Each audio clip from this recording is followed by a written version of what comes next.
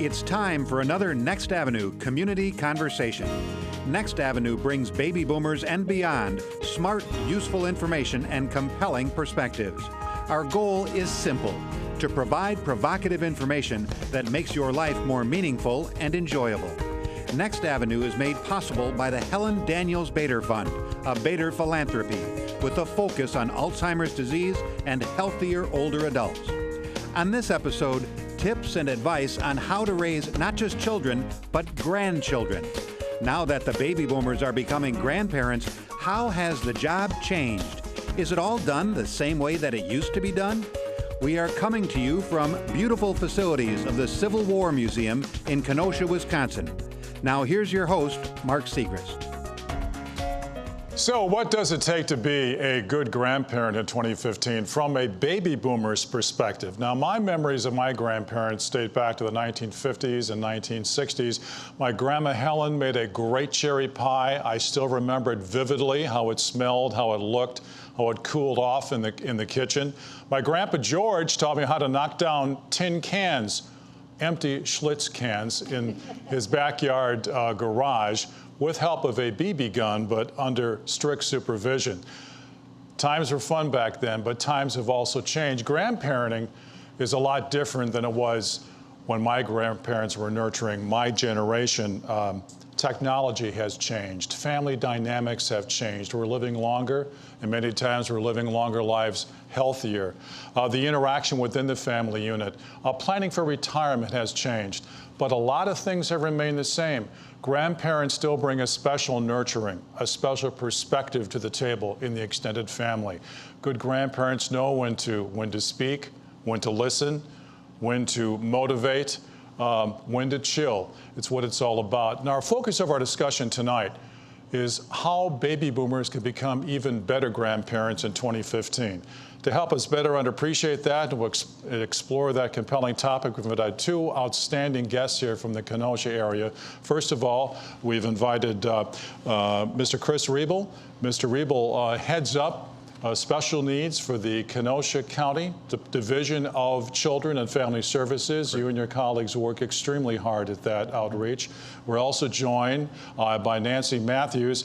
Nancy is an educator, really, but she's also, her proper title is one who heads up interpretation for the public museums here in Kenosha, which of course includes the very fine location for our discussion tonight right here at the Civil War Museum. So let's give them a round of applause and make them feel welcome. So we're joined by a social worker and an educator. In addition to your professional credentials, you also bring some basic skills to the table because you're grandparents yourselves in real life. Correct. What does it take to be a good grandparent in 2015 from your perspective, Chris?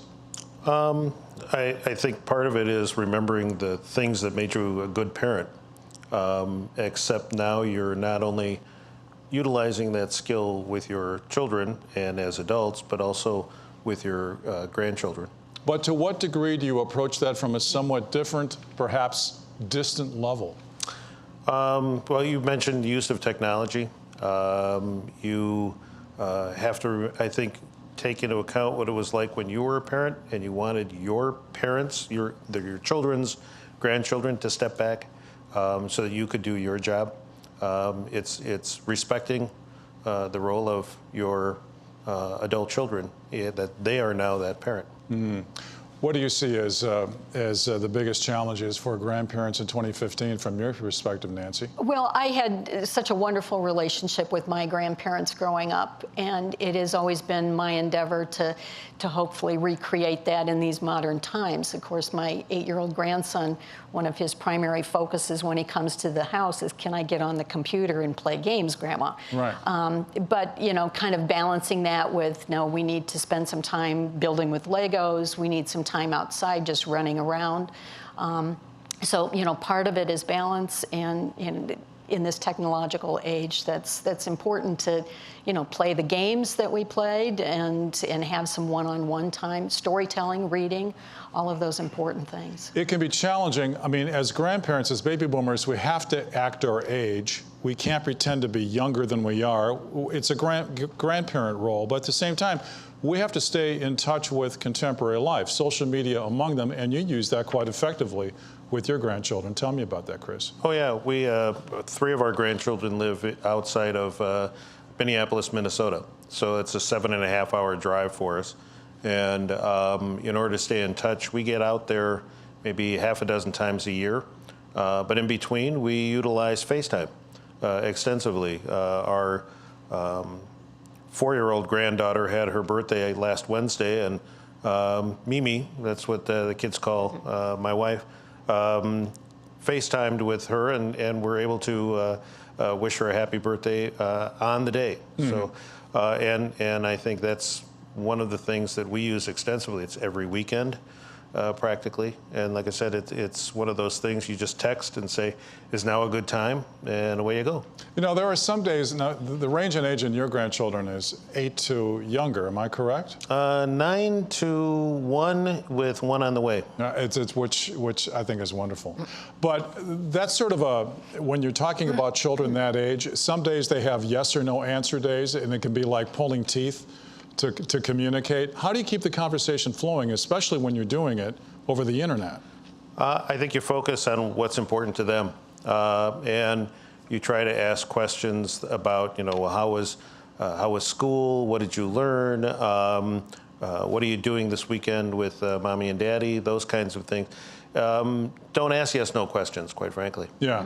How do you keep the conversation flowing with your grandchildren, Nancy? Well, my grandchildren are 8, 2.5, and a 1.5 years. So the 1.5-year-old talks constantly, so I don't really have to do anything. But for the 8-year-old, often when we're in the car together, it's like, Grandma, I'm bored. Can I play on your phone? It's like, no, we're going to talk. So, like Chris said, what happened at school? What are you looking forward to this summer? Just what's going on in his life, we try and talk about.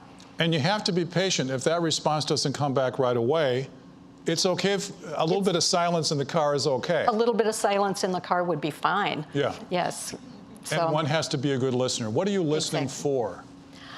What am I listening for? Well, what his interests are, and I've always tried to build on those. We were having a conversation the other day about what he wants to be when he grows up.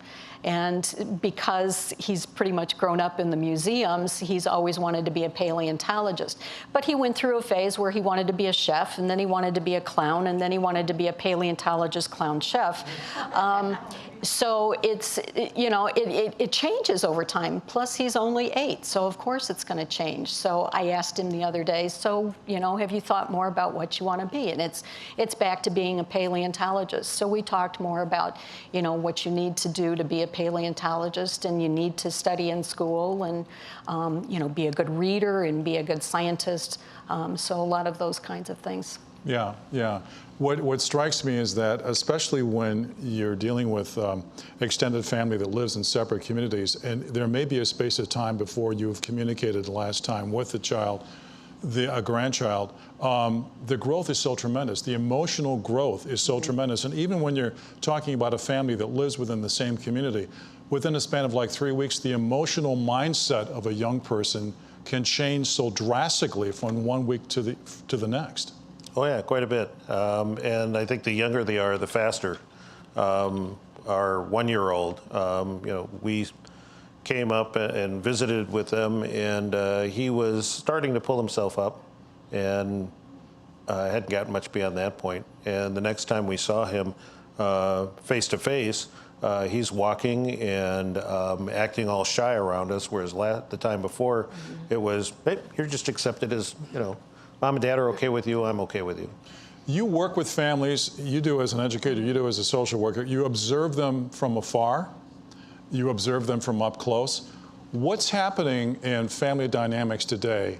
Our role models were our grandparents, but from what you're witnessing publicly, families out in public, how has the role of a grandparent changed from what we were used to from our grandparents? I think in some ways it hasn't changed for some. I think what you see is a lot more diversity, though. For some of our grandparents, they have become the primary caregiver for their child. They've taken over the parenting role, sometimes by necessity, other times by accident. We have in Kenosha about 270 to 300 children that live with a relative. 85% of those are with grandparents. That's in your kinship program. That's in the kinship program, correct. That's about 200 grandparents. Why do you go to grandparents for temporary guardianship in a situation like that? Why are they such a good choice? Actually, the vast majority of them, we don't go to them, they come to us. They do. They Yes. step up. We only have about 40 to 50 relatives that are court ordered at any point in time, and at the same time we probably have well over 150 that are voluntary. And the children, the program is based on what is in the best interest of the child, and what we find is there's a variety of reasons that the grandparents have stepped up in that capacity, and it can range from they have adult children who are in the military and deployed. Yeah. We've got other families where because of mental health issues, economic need, sometimes substance abuse, they are not in the best position to meet their child's daily needs. Now, what are you witnessing, Chris, in that temporary custody arrangement where a grandparent is stepping up to be the primary caregiver? How is that changing the child? What are you seeing in terms of a different growth in the child during that transitional period? I think it depends on the family dynamics. In some cases, very little, because the grandparents, are meeting the needs of that child very effectively. And I think in those instances, they're attending school. They view the grandparent often as their mother or father. Yeah. Because they're fulfilling that role. As an educator, what are you seeing up close and somewhat distant? Well, one of the examples that I usually tell people when they ask me about changing demographics is when I first started with the museum 25 years ago, we had a program called Mommy and Me, which was an art program for preschoolers and their mothers. And then over time, we started seeing dads and grandparents coming to that program, so I had to change the name. And so now it is Art Start. And for the most part, it's about half grandparents and half parents that come to that program. We have another toddler program on Wednesday mornings that is a science-based program for toddlers. And again, it's about half grandparents and half parents that come to that program. Weekly, we have about 70 caregivers and kids that come to that program. It's become a huge success for us. And what difference do you see in the relationship, during craft time or during instruction, when the grandparent is in that role versus when a parent is? Is the chemistry, the dynamics a little different? I really don't notice any difference. I mean, it's a loving, caring relationship, whether it's the grandparent or the parent that's, putting the wiggle eyes on the raccoon or the skunk. So. But by definition, the role of a grandparent is a different level from being a caretaker parent. So when a grandparent has to step up, it changes a bit. Does the relationship with the grandchild changes because you often have to be the bad guy? Oh, I think absolutely. Especially what we see for grandparents that are now the primary caregiver.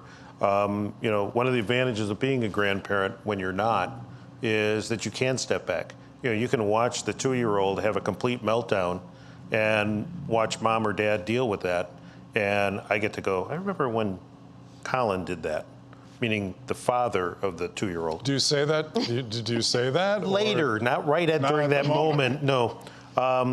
And I also use it to explain to my my daughter-in-law why we're sorry that she married him, but that's another issue.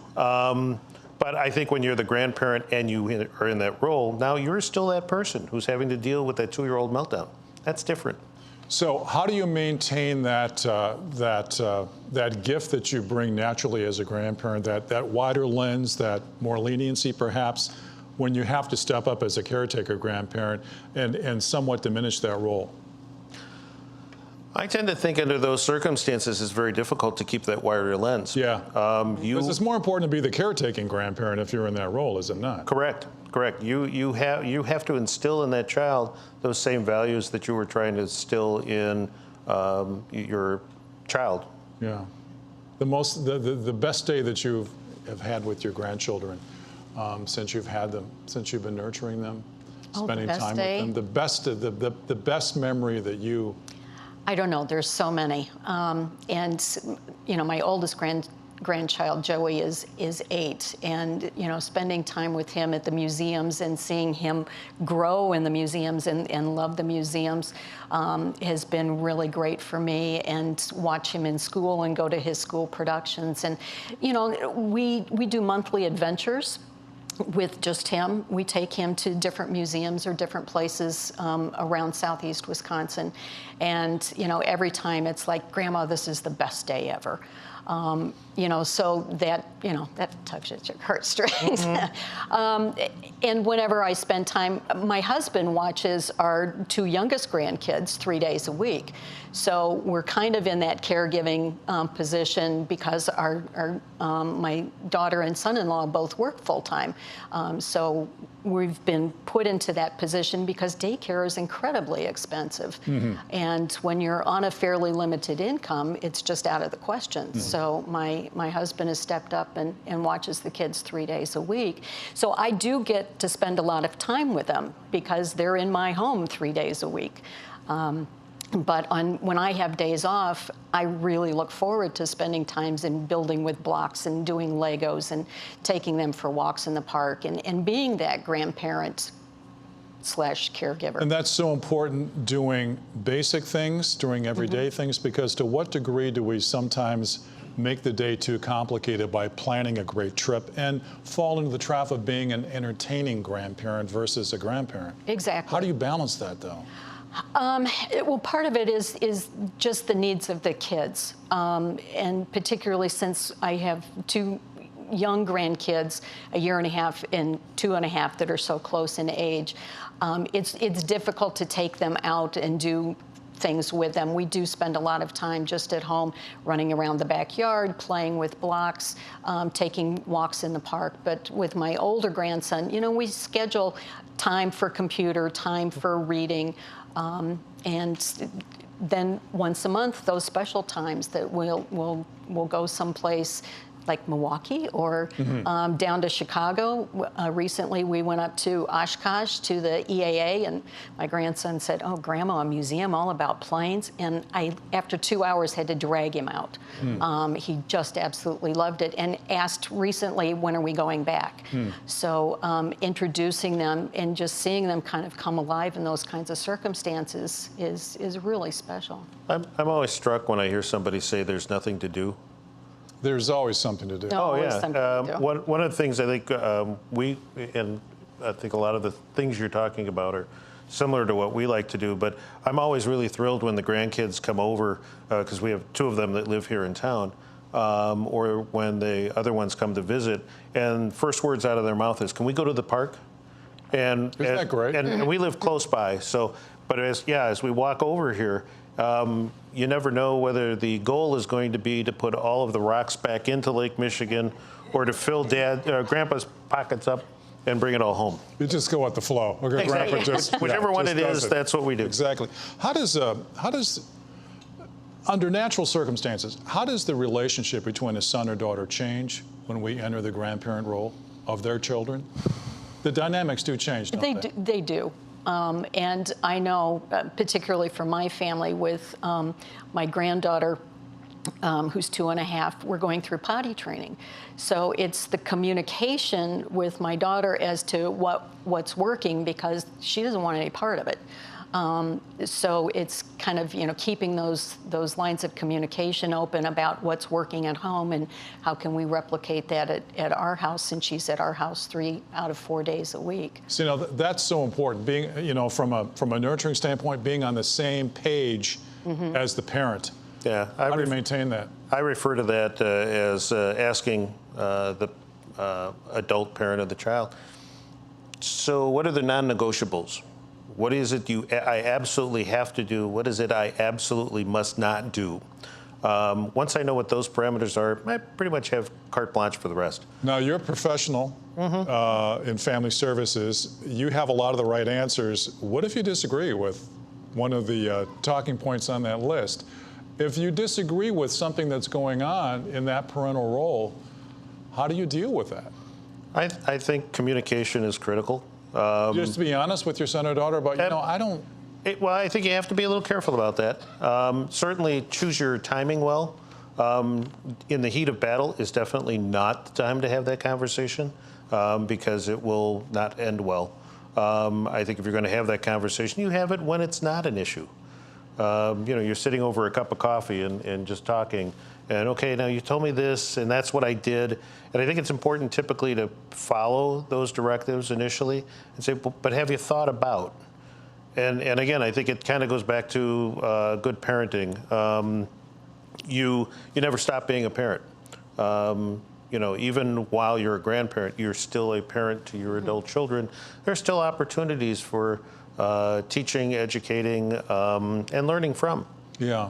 Nancy, how do you deal with that? If you sort of disagree with approach to something? Well, I agree with Chris, choosing your timing because, in the heat of battle and when things are, tensions are high, that's not the time to to get into a disagreement and, and have words. So taking some time to pick the right time to have that discussion and choosing the right words. Intergenerational living. Yes. Can be a real blessing, can be a real gift, but it can go awry too, can it? It can. Sure. How complicated can it become, and what does one have to watch out for if a grandparent does move in with a nuclear family? Well, I had the occasion where my daughter and son-in-law, before they moved into their house, moved in with us. So we had the two of them plus our grandson all under one roof, and they were coming and going at different hours, so it was very difficult to get used to each other's patterns, and say, well, if you're coming in late, if you could, please be quiet while you're doing it, and just being respectful of our house rules. And so the house rules of the owner of that property, that's where the house rules lie. I mean, it's not the immediate. And one has to respect that. Well, and being respectful of each other. And I, realize that, their schedules may not be the same as mine, but... Now, in a situation like that, either, through divorce or through a death or medical reasons or whatever, when there's new moving live-in arrangements, and a son or daughter comes back with grandchildren, do you sit down with your son or daughter and what do you talk about first? Do you establish some understanding from the get-go, or do you deal with it as it comes up? I think in a lot of those cases that you described, it's not a real sudden thing. So you have some time and you ought to use it to have some of those conversations ahead of time. On the other hand, if it is sudden, you better sit down and have that conversation. And you better be ready for some negotiation as well, because your relationship is no longer with a minor child. Your relationship is with an adult child.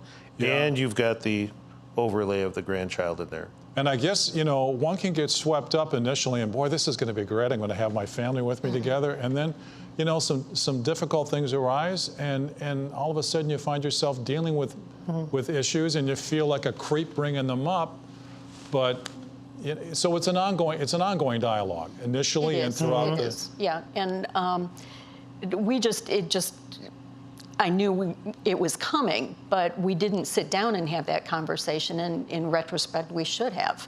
That probably would have solved a lot of, not that there were a lot of problems, but it would have solved some of the issues that we did have. In that kind of situation, how does the relationship with the grandparent change with the grandchildren when there's a shared roof, when the nuclear family is now together and sharing, the meals, the conversation, entertainment? I think it's a wonderful opportunity. I also think that there's so many dynamics that play into that. Varying work schedules, whether somebody is retired or not, personal interests, all those things I think lead to both opportunities for connecting and for confrontation. Yeah, what can we learn from each other in a situation like that? We've got 3 different generations sharing a roof. I mean, what are the benefits? What are the blessings? And how do we maximize that, in your opinion?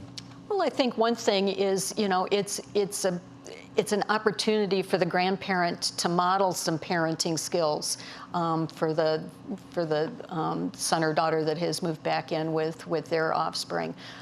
So the parents can definitely see the grandparent interacting with the child on a daily basis. So it's a wonderful opportunity for doing some of that modeling of parenting skills. I think that's an excellent point. And I think the other piece that is a plus is you have an opportunity for some built-in respite.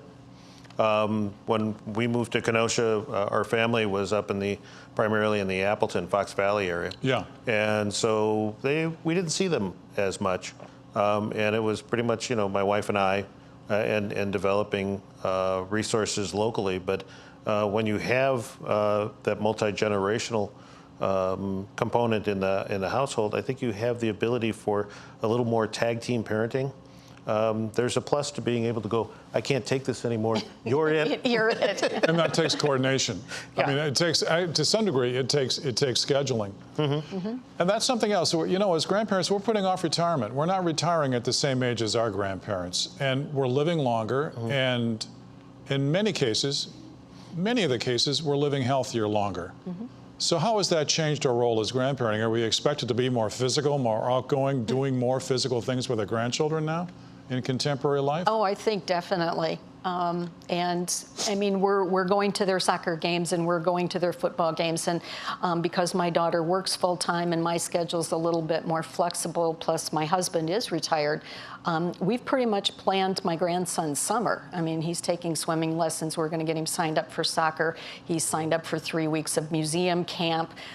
He's going on vacation with his aunt and uncle. So, I've been doing a lot of that coordination, but we like to do things together. We like to go out to the park and to the beach. And my grandparents did take me to Florida once, but they wouldn't let me go to the beach. Mm-hmm. Recovery period's still longer, though. Yes, it is.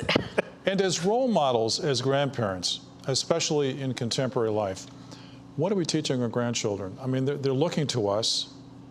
They're seeing our behavior. They're seeing us get sick. They're seeing us get old. They're seeing us wind down in our careers. What are we teaching them about our own examples that we're setting? Oh, I think one of the things that we're teaching them is to be resilient.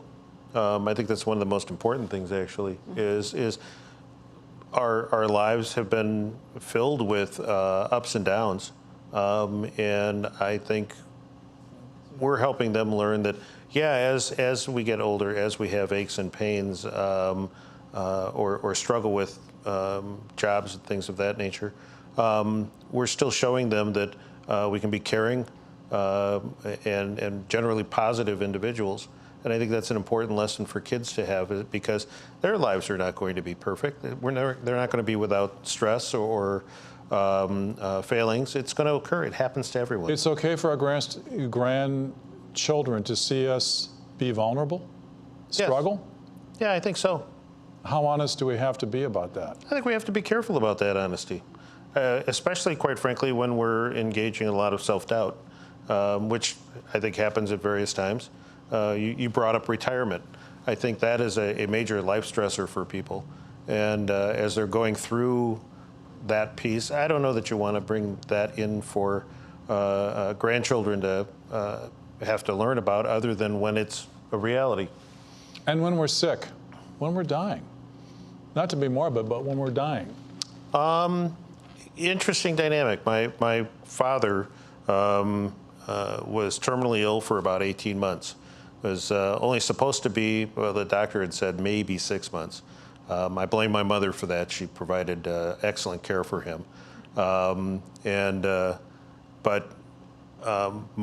My children and grandchildren got to see me every weekend go up to Appleton and give my mom a break and take care of Dad for a solid weekend. Yeah. So I think they had an opportunity to see that that was important, that it's part of life. Yeah. Grandpa was sick and Papa went up to help. And one of the most interesting comments that occurred when my mother passed away was my now 9-year-old grandson, who was about 5 at the time, or 6. We went to the wake, and he looked at my mother in the casket, and he said, "Wake Grandma up. We're here to visit." Yeah. Mm-hmm. Yeah.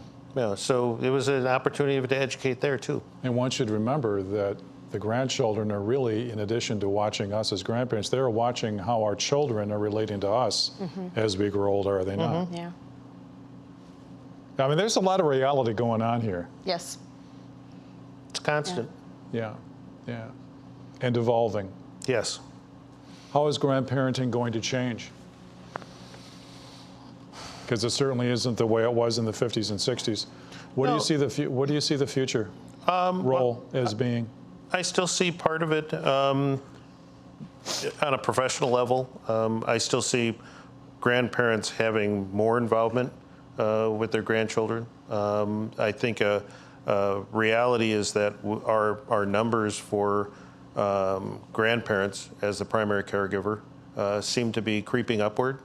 So it's more common rather than less. And you have to remember that those are only the families where they've reached out for public assistance. There's a lot more families out there who we don't know about unless you have a conversation like this. Aside from that, I think, especially if as we age, we do so in a more healthy lifestyle, it'll be that much better. Yeah. How do you see it changing? How do you see our role as evolving, Nancy? Well, in some regards, I don't see it evolving that much, because when I think about my experiences with my grandparents, we did things together, and we got together as family on weekends.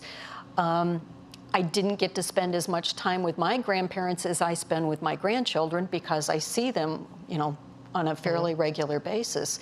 But I think I've been much more active in their life, and we see that reflected at the museums too, with more and more grandparents coming in. In Kenosha, the public schools have early release on Friday, so many of the grandparents are watching the kids on Friday afternoons, and where do they go? They come to the museums because they're free. There's always something going on. They're accessible. There's lots of parking.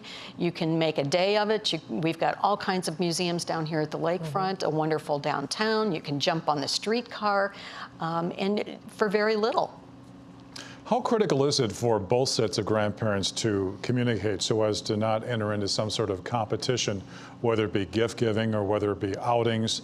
Is it important? I don't really remember both sets of my grandparents visiting at the same time. How unusual is that? And how important is it for both sets to communicate? Both sets of grandparents? Yeah. Well, in my case, my son-in-law lost his mother when my oldest grandson was a baby, and his father lives in Florida. So we are basically the grandparents. But my son-in-law has family here in town. He has a sister, and so there have been times when I've said, I'm going to do this with Joey, and then it's like, oh no, he's got this scheduled with Auntie Jo and Uncle Don. Oh yeah. So again, it goes back to the communication issues. We need to make sure that, you've got this on your calendar, that this is what we had planned, and that I've got on my calendar that, no, this is the weekend he's going camping with Auntie Jo and Uncle Don. That could be, major holidays, major family gatherings, Exactly. Or extended families. That can be. I think some of that, though, evolves. You kind of get a sense of where things are going. Do we need to loosen up? No, I mean, well, do we worry about too much? sometimes yes, but it's funny. Our experience is we have the other grandparents for our grandchildren tend to be the large toy purchaser. We tend to be more the hands-on. What do you want to do? And although I think my grandchildren have all figured out that Mimi never comes to visit without some new clothing. Right. So there's that plus too. The bar has been established. Yeah. But especially with our son and daughter-in-law, her father's there quite frequently when we visit and in Minnesota, and we get along just fine. Yeah. My grandchildren are lucky. They have great-grandparents. Wow. They have a great-grandmother in England. They have a great-grandmother and father in Indiana, and then a great-grandmother in Waukegan. So they have lots of, beyond the grandparents, they have great-grandparents as well, which they don't get to see as often, obviously, but they do play an important part in their life. You've been a grandparent now for closing in on 10 years. Yep. How have you changed? What have Well, you I got learned? older. And your relationship with the grandchildren and your approach to being a grandparent, how have you changed? I think one of the things I had to adjust to was figuring out, letting go some of the control issues I might have had. Can you give me an example? Yeah, I think in particular when our son was disciplining his son, and I really wanted to step in. I really wanted to step in. But what made me remember is an occasion where that happened with my father-in-law, and we had an argument over that, and worked it out afterwards. But it was one of those things where I had to remind myself, yeah, I don't want to go there. I already know how this is going to go. Without getting too involved in a personal issue, why were you so passionate about that one particular point that you wanted to make? Was it just something that you just felt strongly about and it just grabbed you, or? Actually, as a grandparent, because we were talking earlier about the bigger picture as opposed to looking at things in a microcosm. Kids have that ability to really press a parent's buttons. And our grandson was doing an excellent job of that. He was drawing your son into, I want you to be a 5-year-old with me. Yeah, exactly. Yeah. Exactly. And what I wanted to be able to do is help him pull back and see that. But at that moment, in the heat of that, you just have to kind of wait it out, which is what we ended up doing. And then we kind of talked about it after the fact. And what I really find useful is I've gotten better, I think, about waiting for moments when I watch one of my children parent well. And then instead of focusing on what they did wrong, commend them for how they've done something well. When they've stayed calm, the 2-year-old's going ballistic and they just stay calmly, this is what sorry, go to your room. When you're calm, you can come back. Yeah. And then after the fact, just be able to say, wow, you really handled that situation well because he was really blown up. Nancy, how have you changed as a grandparent? What have you learned? Well, I married late in life and married a man that had 2 children, my son and my daughter. And my daughter, Melissa, was 14 when we got married. And so I never had the chance to parent young children. You had to catch up. So I've been like a kid in a candy shop with my grandchildren. To do all of the fun things with them that I didn't get to do as a parent with young children. And I think that's one reason why spending time with them and doing the fun things and really exposing them to the world and all that there is to do has just been what I've tried to do as a grandparent and will continue to do. I know with my 8-year-old grandson, he's getting to the point now where friends are much more important than grandparents, and I have to remind myself, but I got 2 more coming up. So I'm looking forward to... And oftentimes we take that personally when a grandchild... How do we deal with that? And I have. And the first time that happened, which was recently, it hit me like a ton of bricks. And actually his mother said, but Mom, you know, he's getting to that age where friends are much more important. And it's like, yeah, I know, but so I've had to do a lot of internal reflection on this, and it's like, you know, I've got to let him grow up.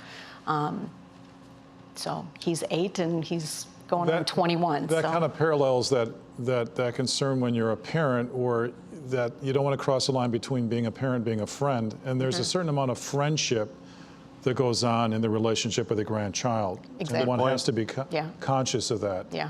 You know, you're not a playmate, but you do cool stuff with your grandparents. Oh, we do cool stuff with our grandkids. And you get away with more. Yeah. I would how to put fingernail polish on a 4-year-old. Tell me about that.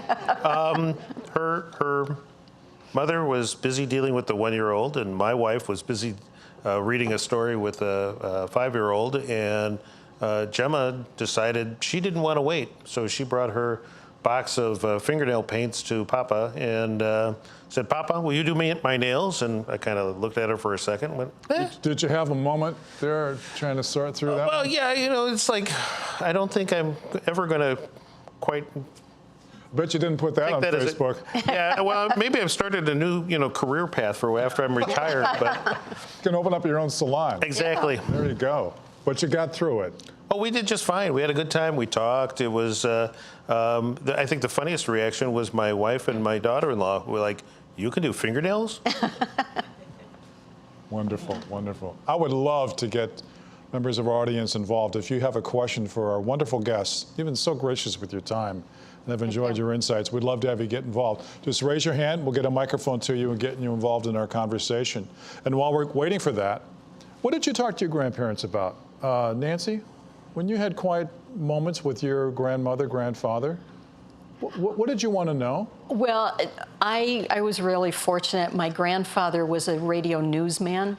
And so whenever I got to spend the weekends with my grandparents, my grandmother, who never learned to drive a car, would take me downtown on the bus, and we would always stop into the radio station to see Grandpa as he was doing a newscast. And it was, I mean, those were the most special times. And then when it was our birthday, he always wished us a happy birthday on the air. So we were always tuned into the radio on the day of our birthday. Would you ask about your mom and dad? I don't remember ever asking. I more wanted to know about them and, you know, what it was like growing up. And they were just such special people. I mean, all 4 of my grandparents were special. My paternal grandfather was legally blind, and I never really got to know him, and I regretted that, because so often we learn about our relatives after they die and reading their obituaries, and it's like I didn't realize how involved he was with Boy Scouting, and I wish I'd had the opportunity to learn more about him. And I'd like to continue that thought in just a moment. Allison, you have a question. Go right ahead. I actually have 2 questions, and they're on behalf of other people.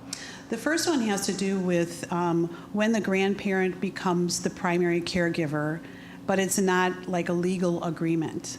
And then the challenges in the school system for outings and trips and medical care, and they don't want to involve anybody. How do they handle that? Yeah. What do they do about that? And from your standpoint, certainly, Chris, you would have the answer to that. And part of that question is, if I can see where grandparents wouldn't want to necessarily divulge the troubles in their house because they'd be afraid that if they say their daughter or their son is having a drug problem or is just gone, that the child might be taken away, or the adult child may be reprimanded in some way. So it becomes this complicated dance that the grandparent is trying to manage, and then the school system has to dance with them without asking too many questions. So that's my first question. My second question is, you talked about how, making sure that all the families are together as a group, but what happens when there's a divorce? What do you do when the parents get divorced, and not all divorces are pleasant and good, and still maintain dignity for each parent and the grandchildren, who we know very often get a little torn. What do you do about those? So those are two questions. I know that they've been on people's minds. They really would like to know the answers. Well, I'll take, the first one's professional. The second one, I guess I can talk to personally. Relative to grandparents who find themselves in a custodial role, we encourage them to seek guardianship. And the reason for that is exactly the issues that you brought up. By establishing guardianship, you have that legal authority. And in Wisconsin, you can certainly get an attorney, but you can also go online to Kenosha County into the circuit court section and get the forms to fill out to petition the court as a citizen, as a relative, to establish that guardianship. And then the court will handle that. So the fee is minimal. At the same time, for those grandparents who choose not to, because we do have some, I think it's important to understand that for the school, their primary goal is to have the child in school. So they will actually work building by building to help the grandparent fill out an affidavit that this child is living with me and that I have responsibility for them. And for the school, that serves most of their need. So then they can work with the grandparent for signing off on field trips and the like. They can be the primary emergency contact, those kinds of things. For the medical community, it's pretty loose, quite frankly. It's very dependent upon that practice. Some of them will accept the fact that the person who shows up with the child looking for medical care and they've got a MA card or the child is on their private insurance, that's all they need. Others will expect more information, and then they usually come back to us and say, okay, tell me more about guardianship. As far as the other question about divorce, I think the one thing my wife and I have practiced, and it's not always easy, sometimes we have to remind each other, and that's to be respectful. We don't engage in saying anything negative about the other side of the family. They just are the other side of the family. And we don't have, in our case, a lot of contact with them. We do run into them occasionally. We'll all sit together, actually, when one of the children is having like their Christmas pageant or a choir practice or something like that. We try to keep it pleasant.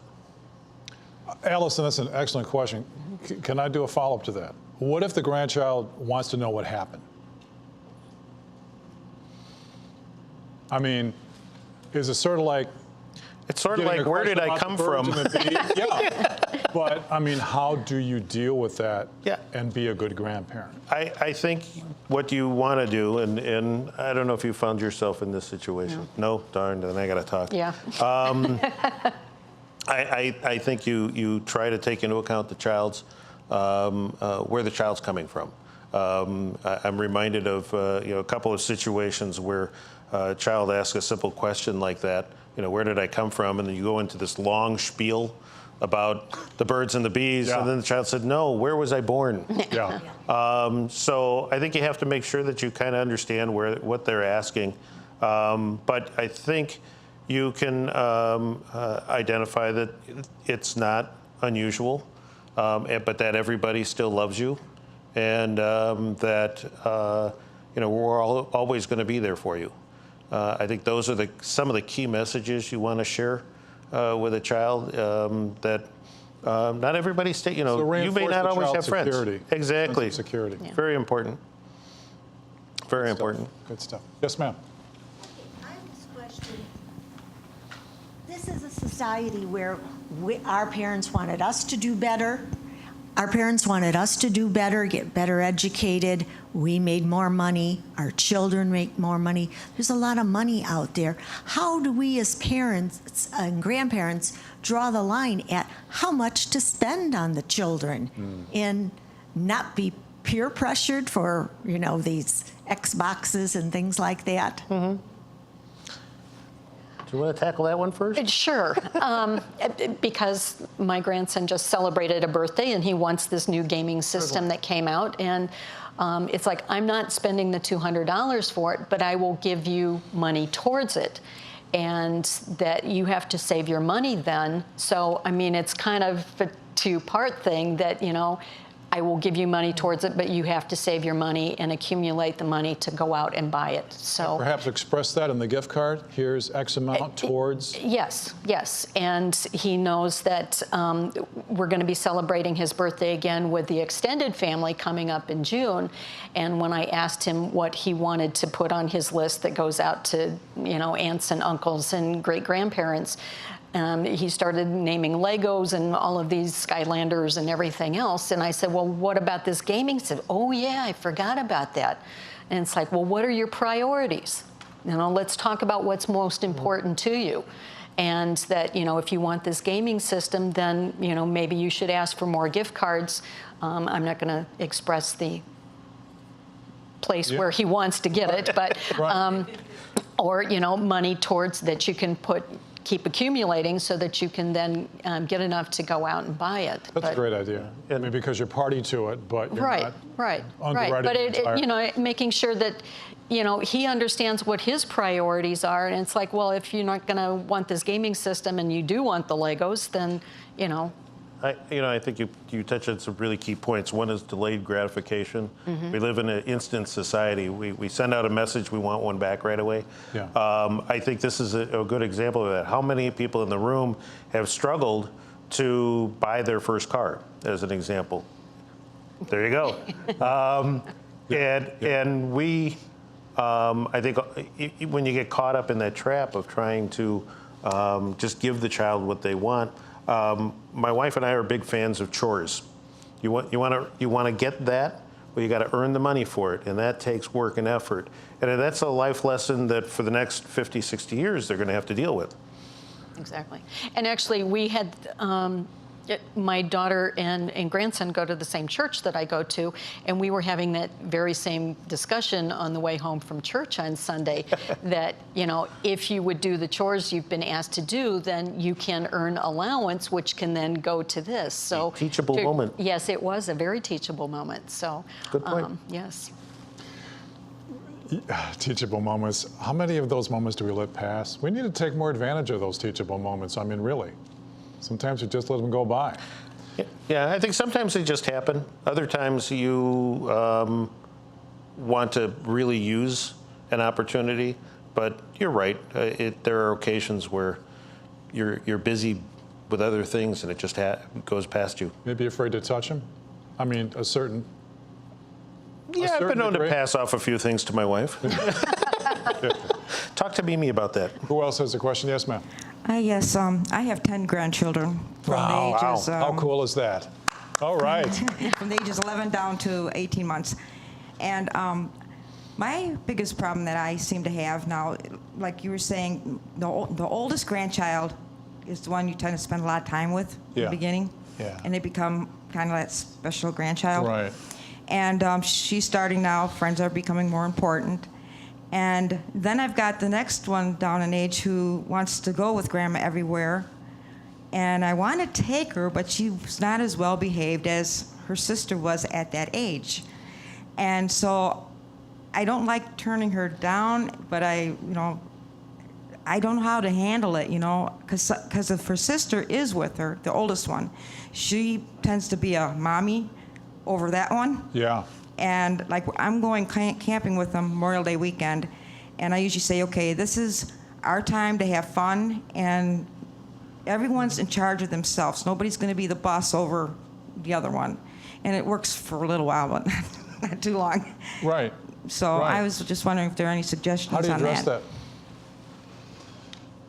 that? I think one of the things that is valuable is when you can utilize some of your time as a grandparent to have one-on-one time with the child, because part of what I'm hearing you say is that would be beneficial, for them to have that time alone with you as opposed to having to compete with the other grandchild who has had more of your time.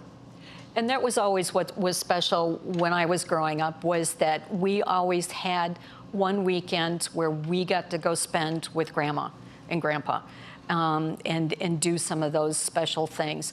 And I try and do that with my grandkids as well. Now, obviously, the two littler ones, we're not to that one-on-one, but every once in a while, I'll take a day off during the week when I know that they're going to be at my house so that I can spend some time with them. And it gives my husband a little respite as well. And I look forward to those times. And as it turned out, last week, he wasn't feeling well on Monday, and I had the day off, so it worked out very well.